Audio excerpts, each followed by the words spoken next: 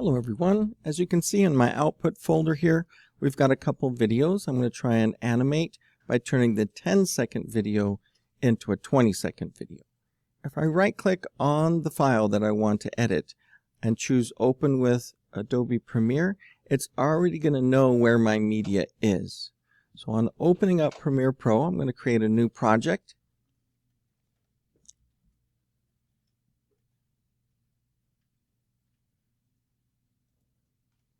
And I'm going to name the project ahead of time, 260303. So this is Abram. We're going to make a 20-second spin and put your name at the end. Something along those lines.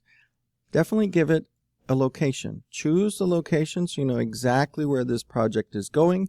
You can see that I'm here in my 3D modeling project folder. I'm going to go ahead and save that.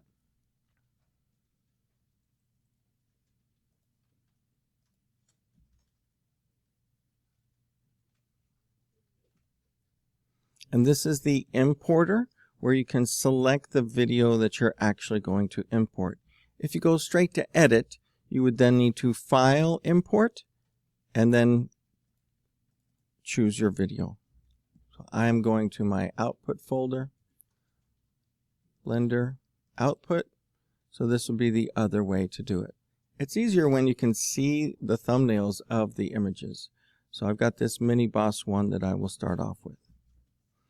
Now that I have that file, I can then make a new sequence from that clip. So it will be exactly the right size and it puts it right on there, and you can see here. So that's our 10-second. To make it 20-second, we just need to make a copy of this. And there's two ways. We could just put that video on there again, and it snaps to right there. If you use the Alt drag method, just, I want to copy. It does not snap very well. So then you could grab it and then bring it back so it snaps into place. You don't want to overwrite any part of the first one. And now there's a 20-second video, except it doesn't loop. It's jumping back. So I'm going to right-click on the second one because I want that one to play in reverse. And you can see the speed duration option when I right-click on it. If I choose reverse the speed, it's now going to play backwards. So as you can see here, it's going that way, and then it's going to go back to its original position. I can turn on looping so I can see what that's going to look like if I loop the video once it's rendered.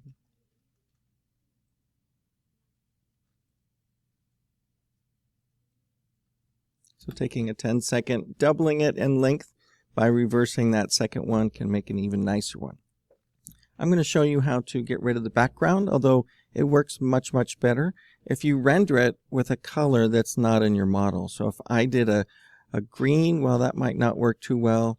I've got some magenta, maybe the magenta would work. Some color that's not in here, and I have quite a few. There's even some orange that shows up as it's spinning around. But if you just exported this, then put that on your portfolio, you've got a much better version to show everybody.